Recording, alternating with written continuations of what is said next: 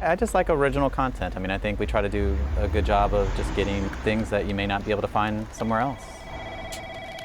I guess the love started with sports. I just was a typical kid, loved playing sports and watching sports, and seemed to want to document it, and always had a pen in my hand. This is before computers were too big.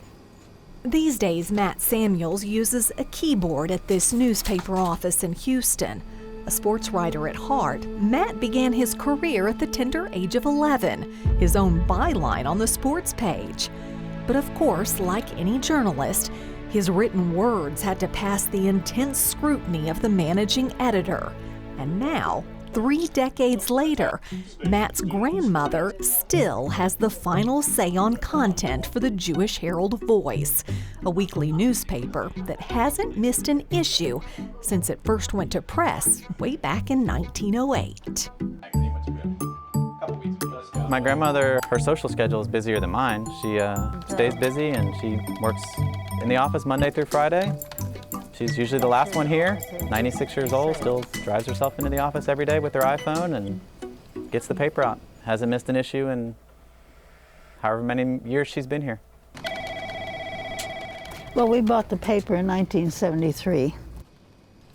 Now, how many days a week do you come to the office? Oh, every day. And every morning I bring up the screen and see what's there. And there'll be a list of things that have come in. And I'll take them one by one and go through them and see what they are, whether they're worthwhile, and whether they're presenting themselves correctly. I mean, that's what an editor does. She enjoys every minute of being here, and retirements, honestly, has never been brought up one time in the time I've been here, for her. We do several magazines a year. That's in addition to the weekly paper. Right. Every page has to be proofed a minimum of 2 times. So do you still do that yourself? Oh, yes. Oh, yeah. How big is your paper? Well, these days it's only about 12 to 16 pages, Matt. Yes. Do people refer to this as JHV or Jewish Herald-Voice? The Herald. It's simpler, so it's just the Herald. There was a time when this office was busy with reporters, ad sales, and layout staff. But of course, like so many publications, the internet has changed all of that. Jeanne's daughter, Vicki, makes up the 3 generations of Samuels. I believe it's the lifeline of the Jewish community, and it's the only place you can go for the Jewish news. And we have people who say that our paper is a member of their family. They've been getting it for a couple generations, now maybe 3 or 4 generations.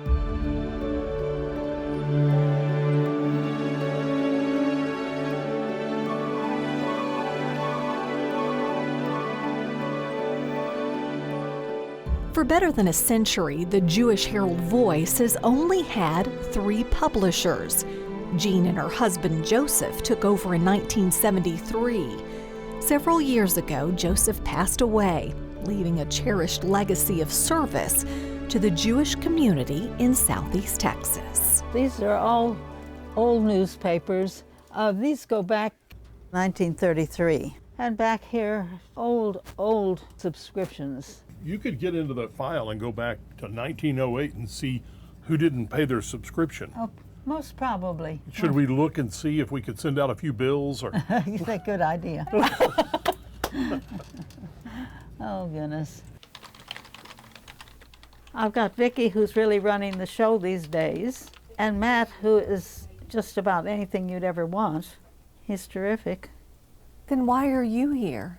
I don't know. It's because I've got an office with a lot of pictures, and if I weren't here, I don't know what would happen to the pictures. So I have to be here. It's kind of a museum of sorts. It is. It is. It's my museum. It may be a museum behind the scenes, but make no mistake, the Herald has eagerly kept up with the ever-changing landscape of newspaper publishing. The Samuel family publishes several full-color magazines each year, and their online edition is an expanded version of the issues in print. how important is this newspaper to this community in and around Houston? I think it's very important, and to be honest with you, I have a stack on my desk of the receivables that come in every day, and I look and see who's renewed their subscriptions. And I'm grateful for that. It's a daily gratitude reminder for me that people still want us and still think what we do is important. And it's important because it brings the community into their home. As cliche as it sounds, it's a dream come true to be able to sit there and work with, doing something you enjoy, but also doing it with family members, and to have the opportunity, as a 40-something-year-old man to still be working with their grandmother. It's really good.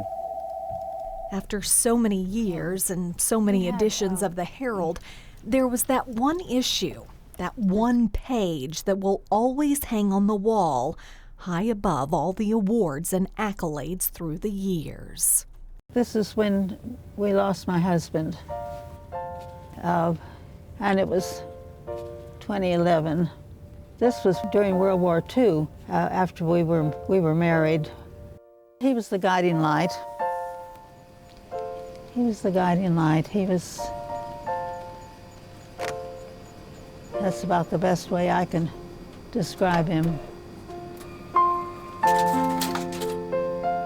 We had a wonderful, wonderful life together.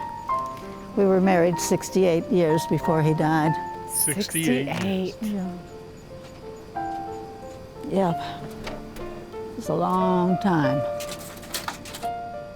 Surrounded by the yellowing pages of newsprint and photos that become brittle with time, Jeanne Samuals has had to yield to so many limitations of age. Yet at 96 years old, her standards of grammar, punctuation, and journalistic integrity have never swayed or faltered. To say the least, it's a rare blending of full-time work and a lifetime of memories.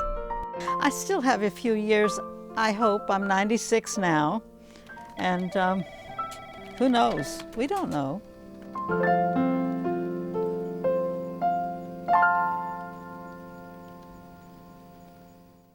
I love that story. Me too, and we've got plenty more where that came from. Just click on the subscribe button and keep traveling with us.